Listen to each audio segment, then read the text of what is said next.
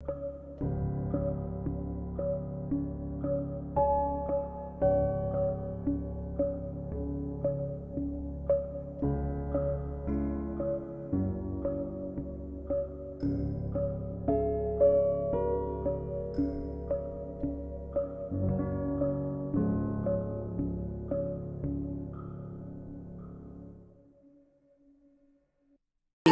the Val and Val show, where conversation is art, art, art, art. Conversation is art, conversation is art. You should chime in, ain't no telling what to start on the Val and Val show. Ain't no telling the Val and Val show. You know, ain't no telling where we go on the Val and Val show. Ain't no ceiling, cause the art of conversation is the flow. It's that creativity available when we speak, available in our homes, available in the streets. We just trying to get it sparking and take it a little deeper. Keep it casual while fireside chatting with our people.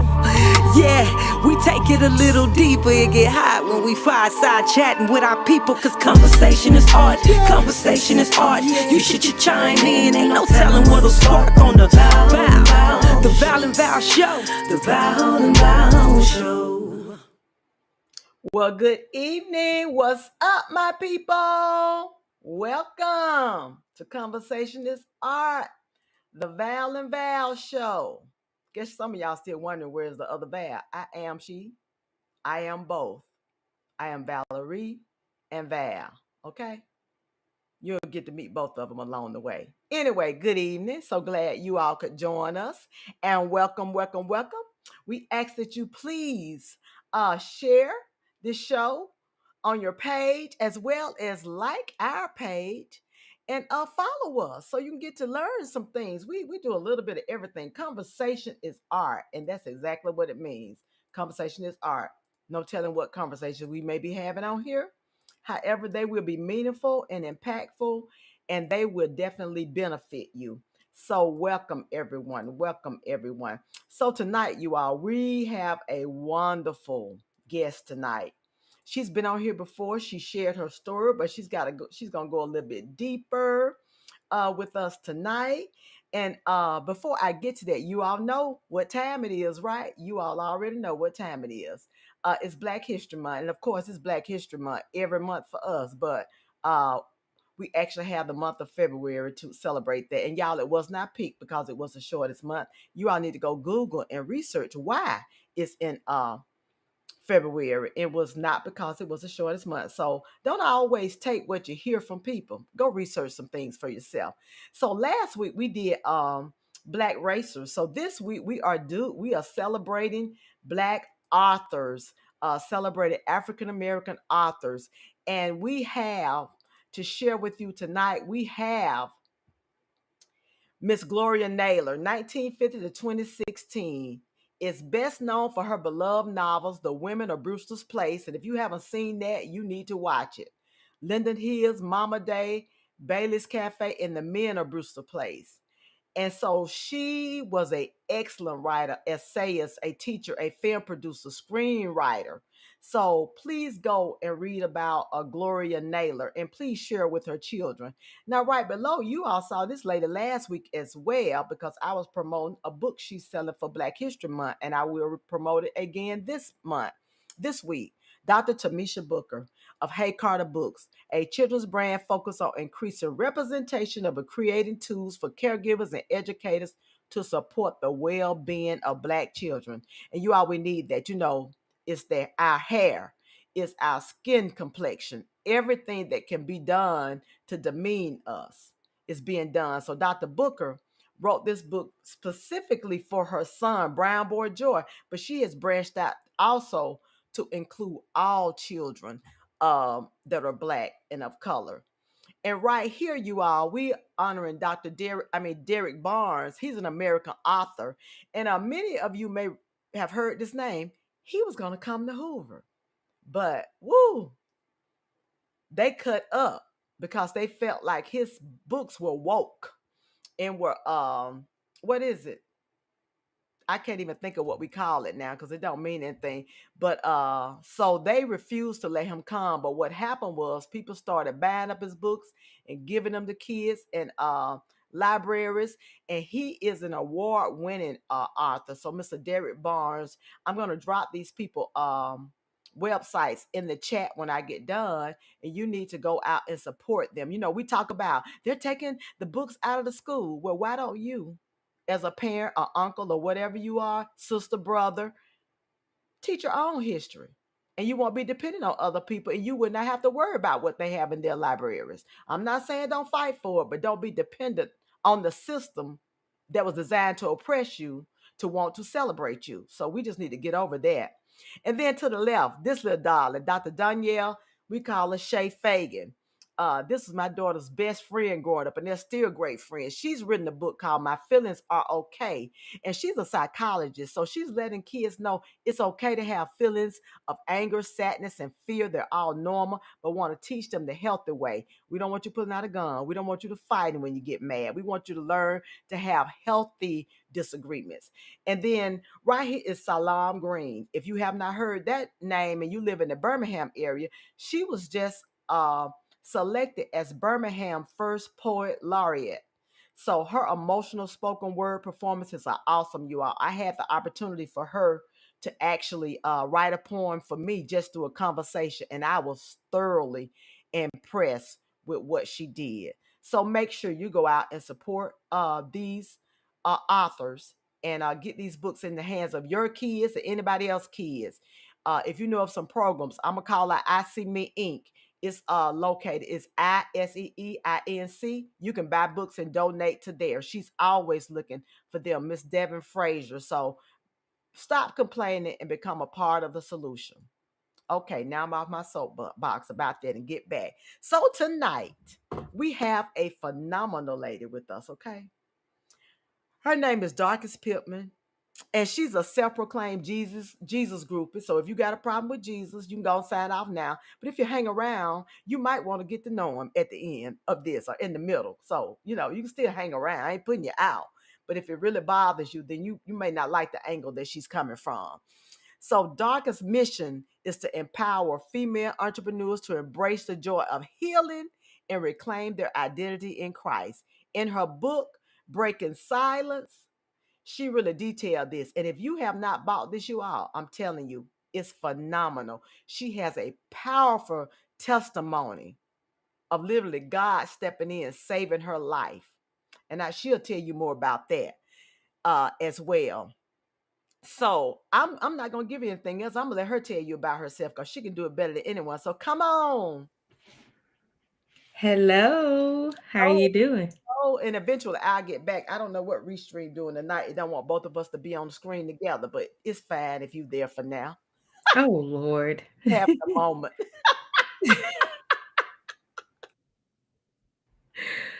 For Oh, sure. So hello, how are you tonight?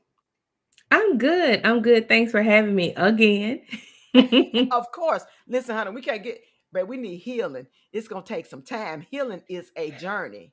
It is. I'm glad you said that it is. It's a journey because what people fail to realize, you may hear from that, then this shows up. But when you learn the skills, this won't affect you and hold you captive as that did for so many years. So that's great. So look, dogs, I'm gonna try to get both of us in here again, okay? I'm gonna see if it be kind to let both of us in. I don't know what's going. There There it we go. goes. There we Hey, go. Restream, you having a moment, but that's okay. We're gonna work with it. If you had to be up there the whole time, folks know what I look like because I want them to hear what you got to say. So look, tell the people a little bit about you. Yes, yes, yes. I am, like she said, I'm Dorcas Pittman. I am the author of Breaking the Silence, Christianity and Mental Illness. And then my newest publication is a joint collaboration called From Trial to Triumph, Women Beating the Odds. I am as she said, a self-proclaimed Jesus groupie because I'm all things Jesus all day, every day, and twice on Sunday. But I am a transformational healing coach where I empower you to embrace the joy of healing by removing the weight of your past, reclaiming who you are in Christ, your God given identity, so you can live your most abundant life. And most people think about abundance as far as wealth, but abundance come in peace, abundance come in joy, abundance comes in Yeah, mental health, abundance come in so many forms. And it's not until you get to the other side of your healing that you're able to fully embrace and fully enjoy your most abundant life. He said, I come to give you life and life more abundantly. And that's what healing does. And let's talk about that a little bit more, because I'm quite sure, in case there's some non-believers listening in, people fail to realize whether you believe or not, you were made in the image of God. Whether That you part. believe it or not, it don't matter. He made you in His image. That part. Whether you ever serve Him, whether you ever confess Him, every time you look in the mirror, you are looking at a part of God. Mm-hmm. Period. Period. So I think sometimes if we tell people that approach, because you were not made in the image of Satan. As a matter of fact, Satan was one of God's angels that got out of control and had to get the boot. So that's something to think about. And that's the thing, the Bible tells us who we are. And even with working with my clients, I tell them you have to remove, I say, the weight of your past. You have to remove the identity that we've taken on as we've gone throughout our lives. When you were born, like, there was no trauma, there was none of that. Life started life, but we were made in the image and likeness of God. That part right there, whether you are a believer, non-believer, Buddhist, whoever you are, you Yeah. are someone, you have a creator. And the only creator I know is the one who breathed life into Adam. um, and he created man in his own image and likeness. But we oftentimes lose that. I say we don't lose it. We take on the identity of all the things that we've experienced, all of the trauma, the pain, the trials and the tribulations, and we become that. And once you become that, that overshadows who we truly are, the essence of who we are, the person that was made in the image and likeness of God. And that's it. That's the bottom line. You have to get back to that. And it's not until you heal that you're able to see yourself through the eyes of God. Through the eyes of God. And that's it. And I just remember, healing is a process. Some of us have bigger and deeper roots to dig up than others. But still, if you got a bunch of mini roots, that's just as big as one big, huge one. Look, Sometimes look. worse. People, healing is, like you said, healing is a journey.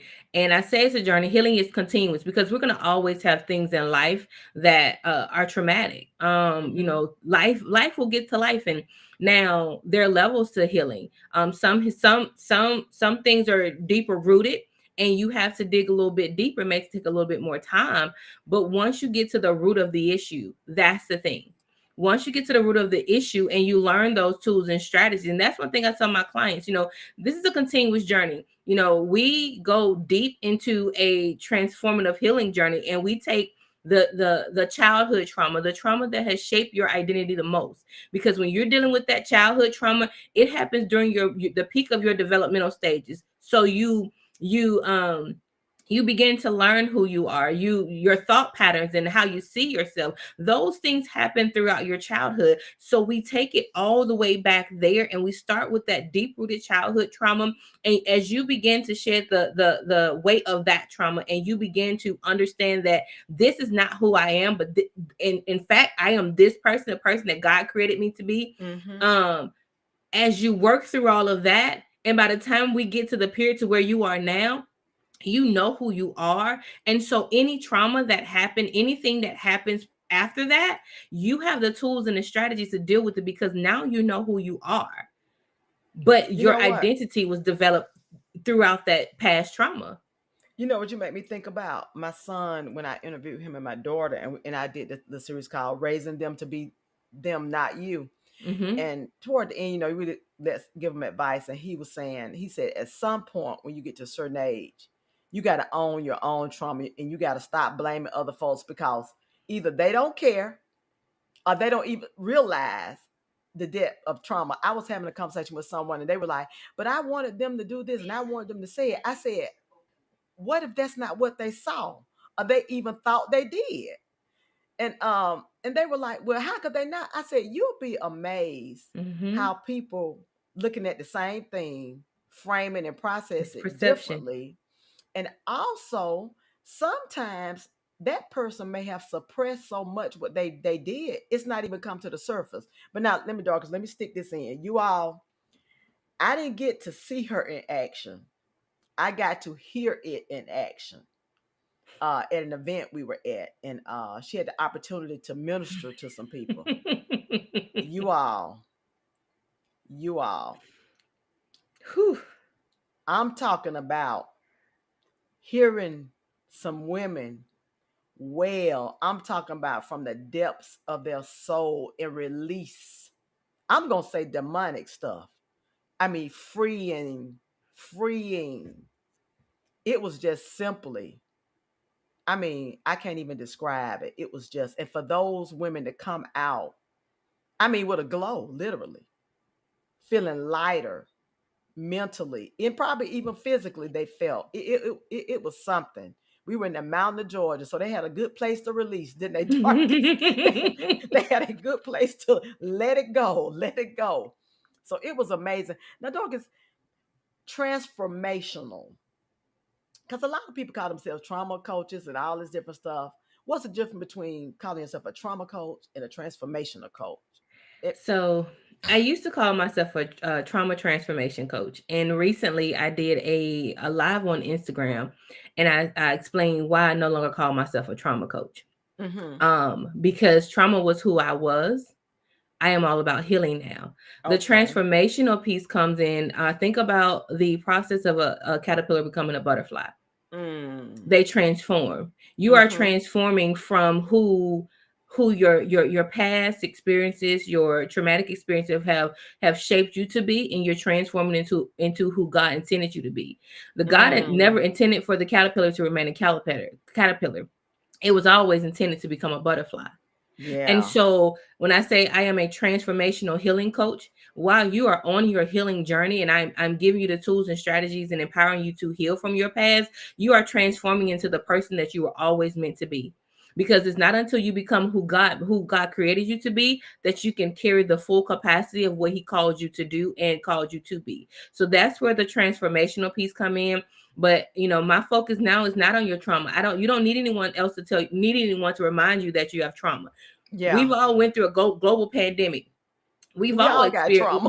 We all got trauma. So when I started out as a coach, I knew that I wanted to help women heal from trauma, and so all I knew was to say I'm a trauma transformational coach. I'm going to help you transform your trauma.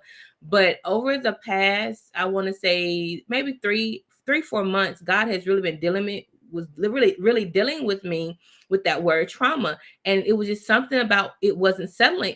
I couldn't. It was hard for me to call myself a trauma coach because something Gotcha. didn't fit right, and it dawned on me. And I was talking to my friend, and she was, and I told her, I said, it's something about that word trauma and me Mm. calling myself a trauma coach because it's all about identity. I am not Yeah. trauma. I want to be synonymous with healing. When you hear my name, when you see my face, I want you to hear, see, smell, feel healing, not trauma. You don't need another person reminding me of your trauma. You need someone to say, okay, I am here to help you heal, and I am here to help you transform into the person you were always created to be. And so, nothing against all the other trauma coaches out there. That's you. Do what you do. But as for me, God has called me to be a healer. Mm-hmm. And so I am healing. I am helping other women to heal. And so that's it.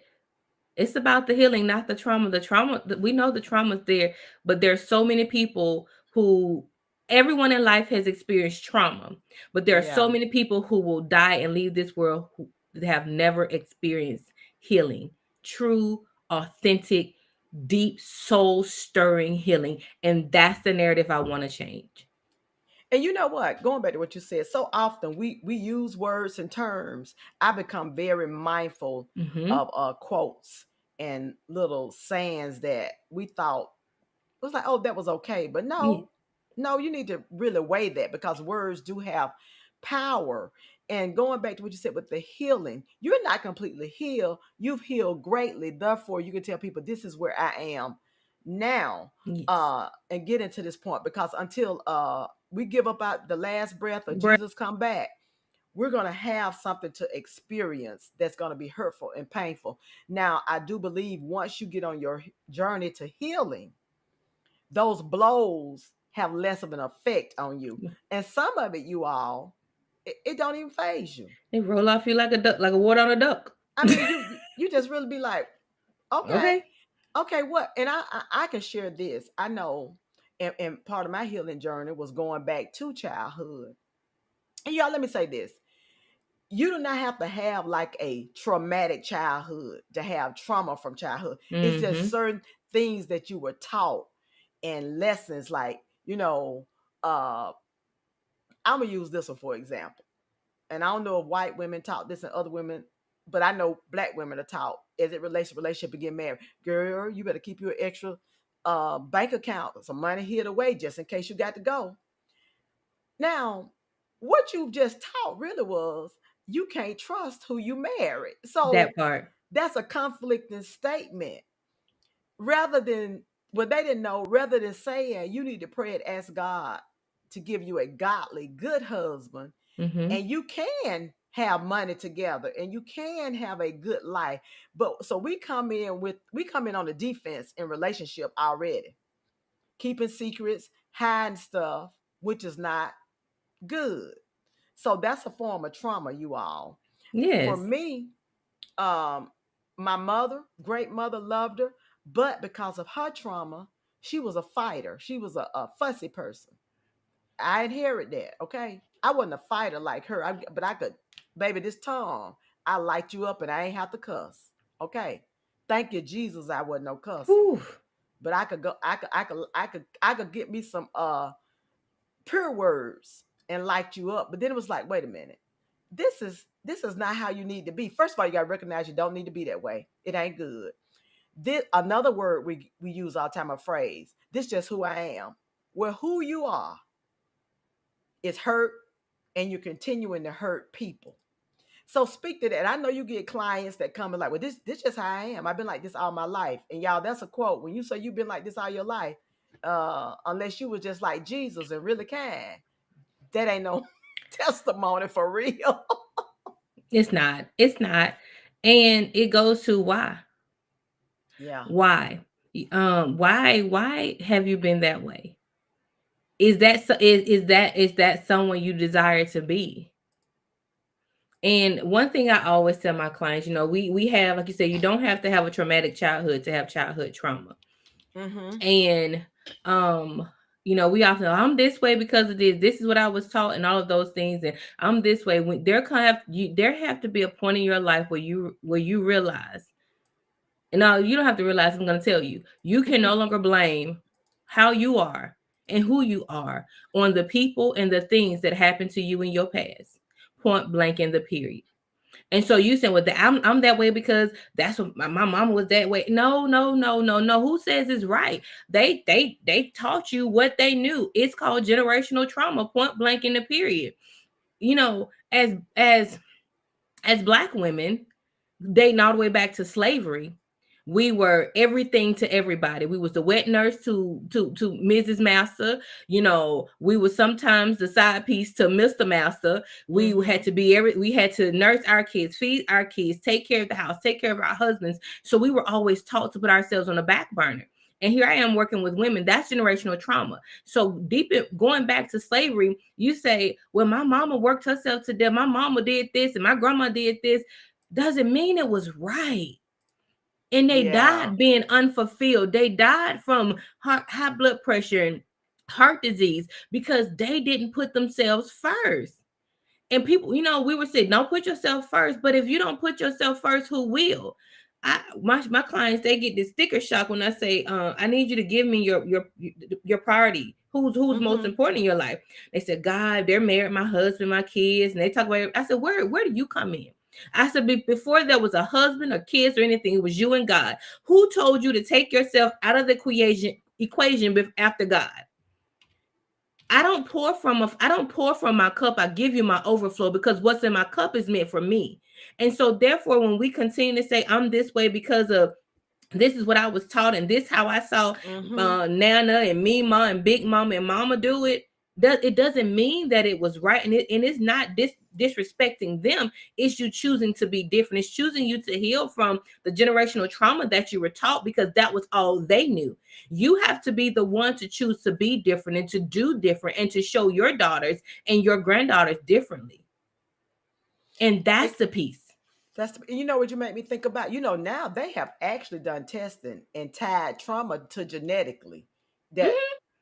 goes from, like I always tell women this, um, if you are nervous, fussy, and full of anxiety carrying a baby, almost 100%, that's the kind of baby you're gonna birth into the world.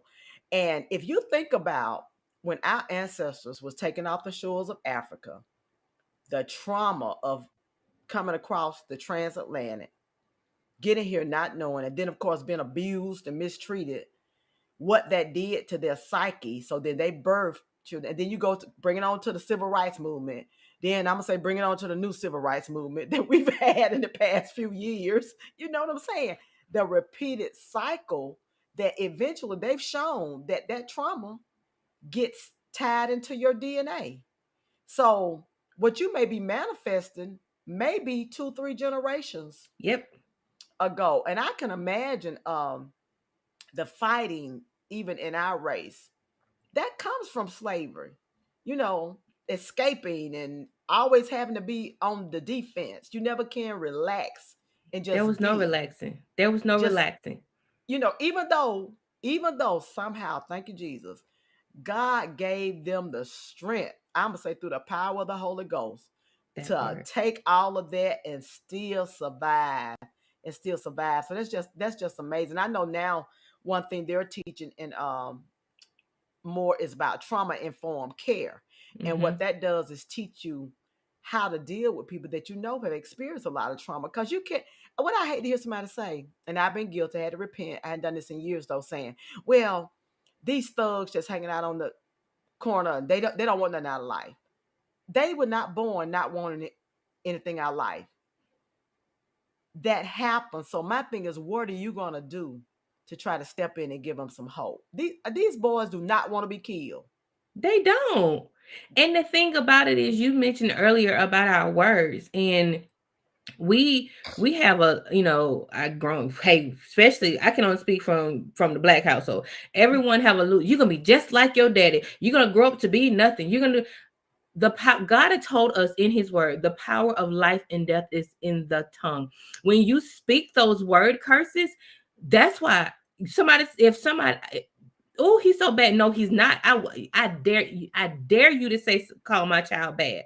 They may Mm-hmm. make bad choices, but they're not bad people. And you correct the choice, you correct the behavior. You don't tell a child that they're bad. You don't tell a child that they're going to be this and be that. You speak life into them. And so those boys that are on the corner, I'm willing to bet everything that somebody spoke those words into their lives. Somebody told them they weren't going to be anything, and it going back to that generational trauma. You have to look at the reason as to why. Nobody wants to talk to, they want to talk at. They want to pass Yeah. judgment. And the thing about it is, it's easy to judge something that doesn't affect you. It's easy to judge somebody that's on the streets. I tell people, even with homeless people, oh, they need to get up and get a job. Or if you see they ask you for money on the street, why are you giving them that money? I said, you know what? If Holy Spirit tell me give them $5, I'm gonna give them $5. What they do with that $5, it ain't on them. I'm not finna stop. You never know, and that's the thing about it. We have to be more sensitive. We have to be more loving. Going back, he said, God is love. The greatest commandment is what? To love God and to love people. Number two, he said, if you do these two, you ain't got to worry about doing the other things. You You don't ain't have gonna to murder. worry, but it's so hard for people to love past what they see. That's why he said we walk by faith and not by sight. It's so hard for people to love beyond what they see. You see somebody on the street, you walk past them. You can't love past them. They're at the end of the day, they are human. At the end of the day, they were created in the image and likeness of God. Guess what? They are just their life just dealt them a heck of a hand. Yeah. And you don't know. I mean, their trauma. Their trauma. Unfortunately, they didn't have anybody to help them deal with it. I'll share this. I worked at Cooper Green Hospital for 24 years, 14 years in the ED. Okay, let me tell y'all something. See, many homeless people, they are highly educated. They've had military careers. See, we have this assumption that, oh, they were illiterate. They probably were high school dropout. No, that many are us. Because first, number one, generally speaking, when people are poor, they have a more reliance on God than anybody. It's when you start getting educated and getting your little change and coins in your pocket that you think that you can survive and do everything. I've taken care of nurses, I've taken care of lawyers, I've taken care of doctors that were addicted to substances. And I mean, and some people you are functional. They're able Mm-hmm. to stay in their career. And going back to what you was talking about with that childhood trauma, and I'm going to talk about this gentleman. It ain't about politics, but I went and researched him good when he ran for president the first time, Donald Trump. Because I'm like, let me go find out his backstory. Donald Trump grew in a household that was, they were loved and judged by performance. They had to do things to get their dad's validation. So if you're always having to do something, which is typical of how he is, he wants you to tell him, I'm good, I'm good, I'm good. He wants a praise and worship. And so people look at that, and of course, when I bring this out, man, you just take. I said, no, that's driving him. He is a 77-year-old man, but he is that 7, 8-year-old, 9-year-old boy still looking for validation. And I told the Lord, I said, Lord, can you do a Paul on the Damascus Road thing with him before the nation? Show yourself mighty to the people and snatch him out of that and deliver him. Wouldn't that be just awesome?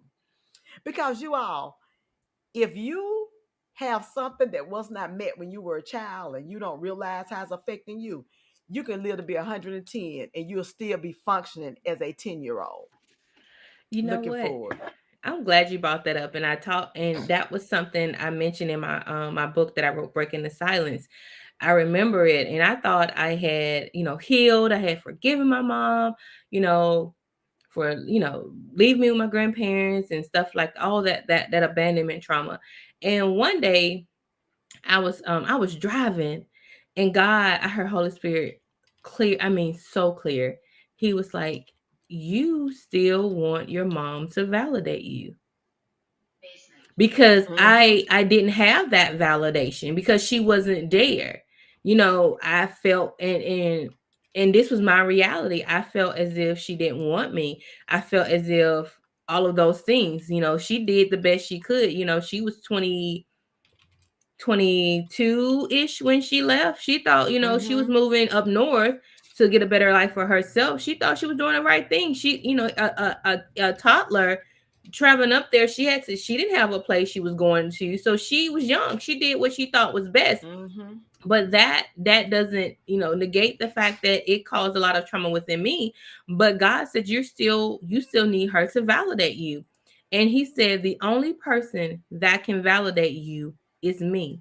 And I validated you when I birthed you into this world.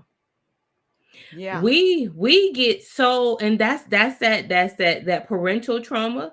You talked about, Donald Trump needing that desire to be validated, at that attaboy syndrome, that Mm-hmm. desire to tell, hey, good job, one of your parents, because your parents are your very first idols. Let's be True. serious.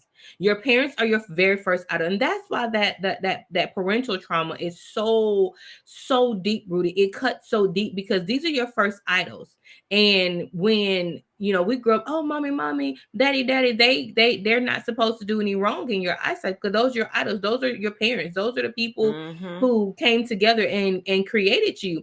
And so when they do hurt us, when they do things that are, that really hurt, cut deep, it is so hard to get over. And so that desire to be validated and not receiving it, you're right, it bleeds over into every relationship of your life. And so now you're going through life with that people pleasing personality because you want somebody to validate you.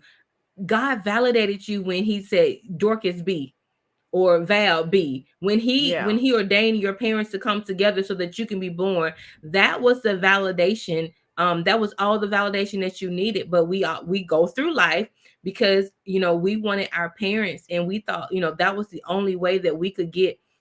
That was our value. That's the value piece. That's where you Yeah. find your value in the more attaboys you have. That's the more valuable you feel you are. And when you stop getting them, you feel as if you're invaluable. And that's where a lot of the suicidal ideations, that's where the drugs, and that's where the depression come in, because you thought you needed that validation from the external sources, from other people, People. when God Yeah. is saying you were good enough when I made you. If you weren't good enough, I would have never made you. And once you get that piece, and once that really penetrates your core, and that becomes a part of your identity, going back, reclaiming who you are in Christ, then you don't need anybody to validate you. All I want to hear is say, my father said, "Job well done, daughter." That's No it. one, no one else has to say it. I don't look. No, you can give me the accolades and all that good stuff. You can win all the awards, the Grammys, Emmys, whatever. Be on the cover of Time, everything. But if your father doesn't tell you job well done at the end of the day, what does it cause a man to gain the world but lose his soul? Yeah. I mean, What if you does it think about profit a it, man? What does it profit a man profit to gain man. the world and Yeah. lose his Well, if you soul? look at these stars and stuff, and we can name Mm-hmm. a few, you got Whitney Houston, Michael Jackson, Prince, plenty of money, but still not happy. And I Mm-hmm. thought, I'm gonna give you all a parental tip. Okay, take this forward. Listen, let your children be children. Listen, if your son or daughter want to play baseball or softball, listen. The goal when they pick up the bat is not to be Hank Aaron. The goal when they dribble the basketball is not to be LeBron. The goal is not to be Messi on the soccer field. Let children enjoy. I have seen parents, I mean, ready to kill their child because they missed a point. Now, the only thing we required of our children when they played sports was that when you're playing, you giving it your all. You're giving it And your I all. was one of the people like my sons get mad at me. Mama, you always I said, I said, listen, when you showed up here, we knew somebody was gonna win, we knew somebody was gonna lose. And Now, lose. what you need to evaluate, did you give it your all or did you contribute to the loss?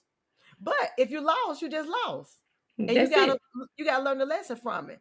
But you don't need to assault the child. I mean, I'm like, whoa, I Yeah. have seen parents choke kids. And why are you putting that pressure? Let your children be children. If nothing else, your child needs to feel like you are a safe space. Place. But if you don't recognize your trauma and know you are not always right, Oh you are no. not you're not always right. So we have to be mindful of the trauma that we inflict and keep. You know, yes, we need to pray and ask God to deliver us from generational trauma and curses. But if we keep on, if we praying and keep getting up Come doing the on. same thing, the prayer is a waste of time. It's hitting You the just ceiling and bouncing back down to the yeah, yeah. floor. Look, we don't get salvation through works, but you're gonna get healing through works, okay? That part. You're That gonna part. get healing through works. You're gonna do the work, and that's the thing about it. You have to do the work. You can have faith, just like you have faith that you're gonna lose them 30 pounds until you get your behind up off that sofa and exercise and eat right. Them 30 pounds gonna stay there. And you You're can gonna have have all 30 more. You're gonna be at have 60. 30 more. You're gonna keep having faith. I'm gonna lose this 30 pounds, and if you don't move, and the same thing goes with healing. I had to have faith. My healing journey was a faith walk, because first I checked myself up into a mental hospital. Never been to a mental hospital before. I Mhm. didn't know I was checking myself into the mental ward of Brookwood Hospital, but I went to the emergency room and told them what was happening. They took me down to the belly of the hospital and put me in those green plastic scrubs, and I was there for from Thursday night to Sunday to Monday morning. But it was in that was my work. That was my work. I told God I needed help, and He showed me the way. My work was putting one foot in front of the other and going into a place, walking, crossing that threshold of something I've never experienced. But it was in that hospital that He gave me the title of the book, Breaking the Silence: Christianity and Mental Illness, and told Mhm. me I had to tell my story. And look, And so, Doc, let's talk about that. mhm. Christianity and mental illness, because child, you need to don't pray. make don't don't make me flare my nostrils on this. You need to fast. Wait a minute. You can't go see no psychiatrist, get no counseling because that you ain't got no faith in God. This is what I tell people. And I'm sure Luke was an all-around physician back then. I'm just gonna say that hypothetically. If Jesus knew there were going to be people that did not have enough faith for divine healing. Why do you think he put a physician on his staff? You know, the disciples were his staff. We're going to talk English tonight, okay? So he had a physician. Now, on the other hand, you think about the one with the issue of blood. She don't been ripped off by the physicians, taking pills, doing this. She was broke. So her thing was like, wait a minute. They said this man named Jesus. She said, you know what? I don't spend so much money. If I based on what I heard he got some super duper power. If I can just touch a little bit of his cloth, I'm gonna be healed. So now this is me. I rather trust. You can trust Jesus and trust medicine. Now you need to vet these people, okay? Oh yeah. Oh yeah. You need to Oh yeah. research. Just cause they got psychiatrists or MD or whatever behind their name, don't mean that they are who you need to go see. You need to pray, ask God to lead you to, first of all, for me, a Christian, because I want somebody praying before you do anything for me. And that was the thing. I started out with a Christian counselor at Briarwood Christian Church. And I talk about this in my book as well. Y'all, I tell people, I tell all my business in this book. Because when I wrote, I said, God, you want me to say that too? Like he told me I had to tell all my business. I'm wrapped up in my shirt. Tell all my business. But it was not my business, it's my testimony. So I started working with a Christian counselor through Briarwood, and she was great. She was amazing. But I wasn't all the way honest because I still had that apprehensions because I'm supposed to be a Christian. How can I tell this woman I'm having suicidal thoughts? Mm. And so I stopped seeing her after a while, and that's when things really got dark for me. But it was really the chemical imbalance that came from the postpartum depression that I had I had worked so hard to suppress, and all of the childhood trauma from the molestation to the abandonment, even to rape in college, all of those things. And when here comes the postpartum depression, where there's a chemical imbalance, and there wasn't a way for me to suppress it, and so I had to get medicine. Yeah. But we're quick to just pray about it, just pray about it. But when you are in the thick of depression, it I have a whole chapter dedicated to Christianity and mental illness, y'all. Like even Jesus at that point in his life, we said, my soul is overwhelmed with sorrow to the point of death. Like Mm. when he said that, he was depressed. I go and give you scripture, and you go back to say, God said he will supply every last one of our needs. Every last one of our needs. He knew that we would need a psychiatrist or a therapist or all of those things. Therefore, he supplied it to them. Supplied it to us. He said, do not be anxious for anything, but he didn't tell us, okay, if you have anxiety, that's of the devil. He's telling you, do not be anxious, but if you are, this is what you do. God Yeah. always gives you a solution when there's a problem. We just have to have an ear to hear and an eye to see. That's why he gave us 2 eyes and 2 ears and 1 mouth.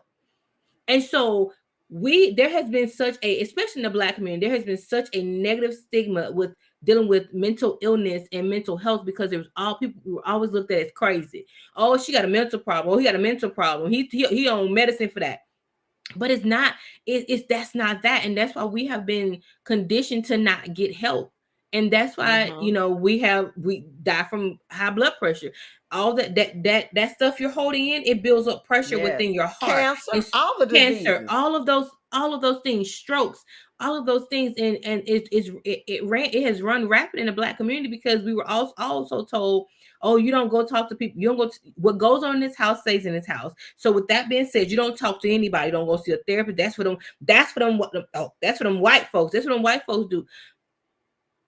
So God only supplied it for them. Make it make Yeah, sense.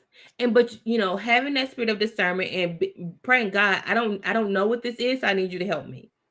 for sure. Show me the way. Show me the way. That faith and that work. When I was about to blow my brains out in my car, I said, God, if I'm meant to be here, they'll see this message. If not, deuces. And she Everything saw the message. millisecond.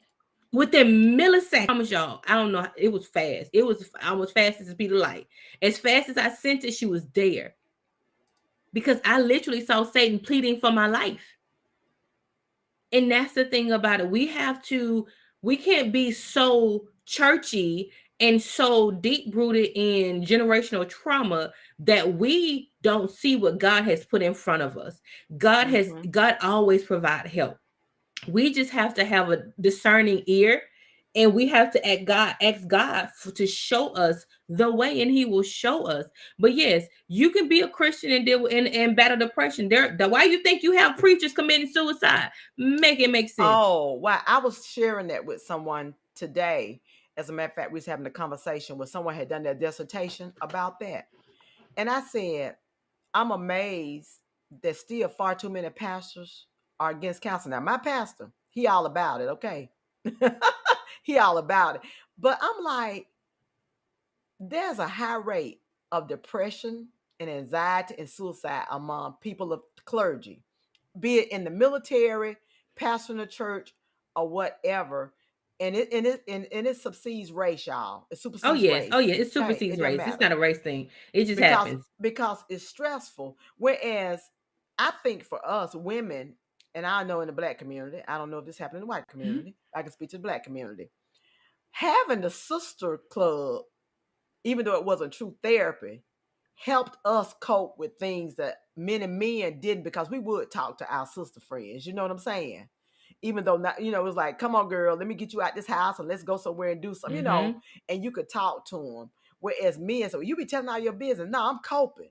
We didn't. It was really a lifeline thrown to us by the Holy Spirit before we got to the point of realizing, number one, we needed counseling, We need and now counseling. counseling is a little bit more available, but not like it should. I've been a nurse 34 years.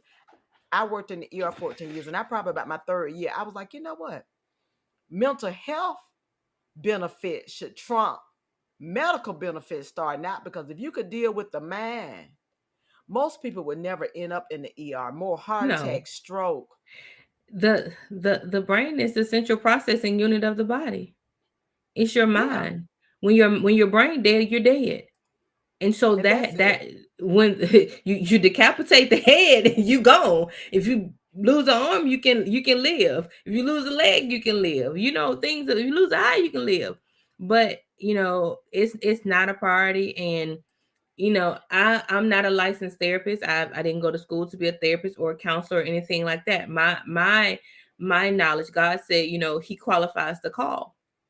Yeah, My for knowledge, sure. it comes from lived experience, and my lived experience of dealing with a whole heap of trauma, but also having faith enough and having the courage enough to walk through the door to my healing journey. That was my qualification. God allowed me to, my the trauma probably started before the age of 2. My mom left. I have no memory of it, but I Yeah. was 33 years old when I started my healing journey, and that was 5 years ago. I just turned 38 last month. And to see my life now and just the way God has transformed me, um it was a combination of medicine. It was a Mm-hmm. combination of a therapist. My therapist actually wrote the review for my book. It's on the back of my book. My Okay. therapist wrote that. I mean, I have my therapist and a licensed adolescent, board certified adolescent and childhood psychiatrist also wrote the review for my book. Mm-hmm.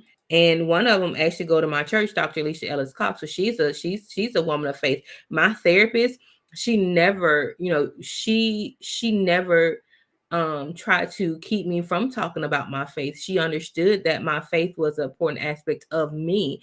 And so having that spirit of discernment, asking God to lead you to the right places. So now here I am talking about Christianity and mental illness in my book, and I have two clinical physicians who went to school and studied medicine, studied, Mm-hmm. psychiatry and therapy and counseling.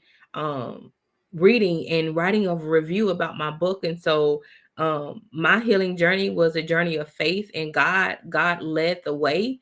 But I also had coaches. Once I did got my mind together, once I was able to address the mental health aspects of it, God aligned me with some amazing coaches to help with my confidence, and to help me really walk into what God has called me to be. Yeah. And God qualifies the called, and that's the thing about it. Healing is, I say, my trauma was my basic training.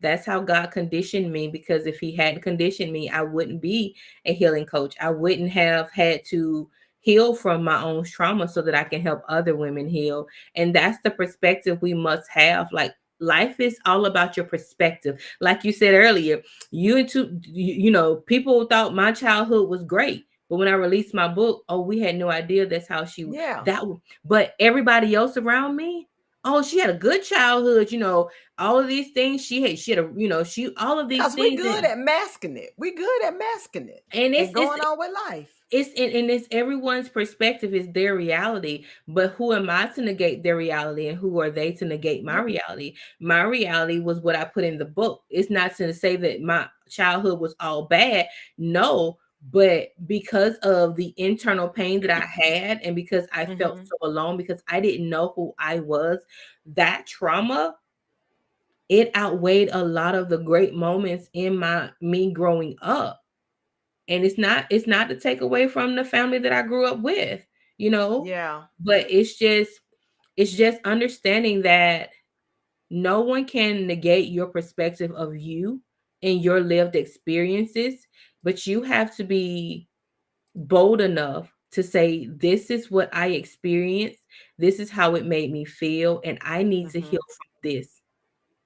Dogs, I'm gonna put this up here and talk real quick about your chapter in your chapter of darkness to hope. I Mhm. didn't have time to make the fly, but I wanted people to see that this is what Mhm. this is saying.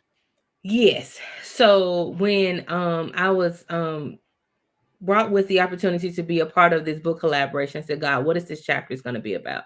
And so God gave me the title of my business, Darkness to Hope LLC, back, August 2021. Because out of the darkness comes hope. And so in prayer, I was asking God, what am I going to write about? I've already written my story. And he kept bringing that statement that my therapist made. She said, statistically, you should be dead by suicide or heavily addicted to drugs. However, you are sitting here today, and I'm amazed that you are a functioning adult. Mm. That part I said, and that's what I said, by man's standards, that's where I'm supposed to be. But by God's standards, I'm right where I'm supposed to be. But I want to read this one. You Mm-hmm. said my therapist spoke these words as I sat on the love seat in her quaint Mm-hmm. office 2 months. Mm-hmm. Y'all, let me tell you something. You cannot heal what you don't reveal, but when you speak that thing, it don't take long for God to come in and start setting Nope. things in Nope. order. Okay. Nope. It don't take 10, 2 years, 20 years. When you really, embrace, okay, this happened, but this is not me. So you all, I've dropped Darkest website in there, and so you all go out there and order these books. Don't be talking about you need some help and you can't get it. Look, if you don't have the type of insurance that cover treatment, y'all, people like Dorcas have written things. They will get you started, and they ain't paying me to do this. But I watched this pastor. He's called Redefined TV. Jerry Flowers. He's a licensed counselor, and he started a thing called Therapy Thursdays on YouTube at his church. He said, because I realized everybody don't have access, but he said, I want to get us to talking about it's okay not It's to be okay. okay. Hey, that's the thing about it. If it's okay not to be okay, and there are so many free resources out there, and that's one thing I've started on my Instagram page. It was Real Talk Tuesdays, but it's called Healing Talk Tuesday. And healing is Okay. healing is all about shifting your perspective. And once you begin to shift your perspective about your reality, then that's where the healing journey really begins. And so I'm going to be talking some real healing talking for you to shift your perspective. And so you take what you can. Insurance doesn't cover life coaching, unfortunately, because some people need a therapist before they need a coach. Some people need a coach then a therapist. You never know. But I think having a coach and someone who live these experiences, and not just textbook, are really beneficial. My clients, I have a hey, not to my I'm not tooting my horn, but I am. But God has given me some gifts, and my clients, when they finish working with me one on one, they are totally transformed, and I just give God all the glory, because I tell them, I say, I decrease so that God may increase. Use me. He knows what you need, how you need it, and when you need it. I'm just a Mm-hmm. vessel. But get what you can. Follow me, or there are so many other people out there who you can get the tools and strategies. You may not have the money for a therapist, but there are free services out there that you can get the mental help that you need. And so there are resources out there. We live in a day and age where you can't make excuses anymore. We're not Yeah. allowing you to make excuses, because there are free resources. There are plenty of free resources out there, and you can start your healing journey, with or without a therapist. You just have to choose to do so. You have to take accountability for where you are, because you are where you are right now. You are the person you are right now because you're choosing to be that person. You're choosing to be there. But you have an opportunity every day to heal in some way, form, or fashion. It's up to you to decide whether you're going to do it or not. Y'all got that? Y'all got that? Okay, now, so you got to own it. I'm gonna say this, especially if you 25 and older. I give a up to a 25 year Up old. to, yeah, I when you're give under them 25, you still trying to figure. figure it out. But once you get 25, okay, listen, it's time to do. Especially when you realize what you doing ain't working. It's even making things worse. It's making things So, worse. Douglas, I really thank you for coming on tonight. It has been a joy. Look, we got to bring you back so you just do some tidbits. Hey, Coach Dorcas, Look, tips look. of the whatever. Hey, my I this is these are the seeds that I'm sowing, and you know I'm gonna get my reward. That's not to say that my coaching services are not gonna be paid, the coaching services, but I don't mind Yeah, coming back. Having those moments where we have some free live coaching, where if you have yeah, questions for me, I'll answer the question to the yeah. best of my Well, I'm ability. And actually working on figuring out how to take calls. Because for things like this, I think it would be so great it would be, to and be able to take calls. people need help, and we're in a day and age where Yeah. people And I'm gonna get it done because I already know when they got my Google phone number because y'all ain't gonna have my real cell number. look. Let me tell you, that Google phone number. I promise you, I had my Google phone number until I Hey, got that's this a free phone. blessing. That It is that is. whoever came up with that. Look, let me give this advertisement. Look, y'all talking about these folks ain't teaching your children nothing. Look, Dr. Tamisha Booker created this for $5, y'all, this month. 365 Black History 365, published by Hay Carter. Conversation starters highlighting 10 Black pioneers. Teach your own Black history, okay? No excuse. $5. I put it in the chat. It's on Amazon. I mean, other than free, that's all she could do. This is her other books. Hey Carter. Y'all see froze, braids, fades, and waves. And y'all, this book needs to be in every Black boy's repertoire for real. Because is it in Texas right now when a young man that going to court about his locks? They're saying it's too long, but he wear them twisted up. They're not. It's not even on his shoulder. But they gonna make him. And guess what, y'all? That young man is developing trauma. Yeah. He can't go to class because they talking about his locks and twists that are not even hanging down. So that is what we're up against, you all. So it's gonna take us to speak up and fight against all this stuff. And then look, next week we're gonna have a lighter subject. Okay, we're gonna have it's gonna be a little lighter subject next week. We're gonna have one of the actors from Welcome to Dundra Heights. This happens to be my sorority sister of Zeta Phi Beta Sorority Incorporated, Latrianda Smith. She's an educator and an actor, so she's gonna be here next week to tell you how she came about being in Welcome to Dundra Heights. You all know we had Valton here, so he has a lot going on, getting ready for his spring camp, film camp, and I'll be sharing that information as he gets it to me. So look, you all, we got a lot to support. Look, we got a lot to support. We can We stop sure being do. dependent on others and start depending on each other and help each other. And I'm gonna say this, you all. You see, Dorcas, she has, of course, she got to charge a fee for her services. How about we can sponsor somebody? I've done it before. Pay for somebody. Listen, I just had a psychiatrist I reached out to talk to someone this past week. We've been friends a long time. When he did it, he said, "Well, I'm gonna stay in touch with him for a few months just to make sure everything all right." I asked him. I said, "Send me your Cash App, Venmo, PayPal, whatever." I said, "I'm gonna send you some lunch money." And when I sent him what I sent him, he was like, "Whoa!" He said, "It don't cost this much for lunch." And he himself, not a psychiatrist, said, because he has a therapist too. He said, "I have a hard time receiving gifts." I said, "Well, you'll be okay." I said, "That's what fell in my spirit to give you. It wasn't about the amount of time. It was about me showing appreciation of the fact that you did it." So you all, you can help pay for somebody to get a session or two if you know they need help. So y'all, we got to start thinking about saving ourselves and helping save each other. Mhm. So yeah. So now, don't you know we end with, I'm gonna take myself out. I want you to leave the people. Look, you are put here on earth for a purpose with a purpose. And in order for you to fulfill that purpose, you have to be whole, you have to be healed, you have to be authentically who God called you to be. And in order for you to do that, you have to choose to heal. Not only choose to heal, but embrace the joy of healing. Healing doesn't have to be heavy, it doesn't have to always be hard. There's so much joy in healing. You just have to choose to embrace the joy. And in the process, give yourself some grace because you won't always get it right.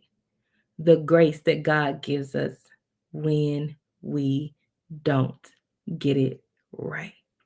You were meant to be here. Now choose to joyously heal.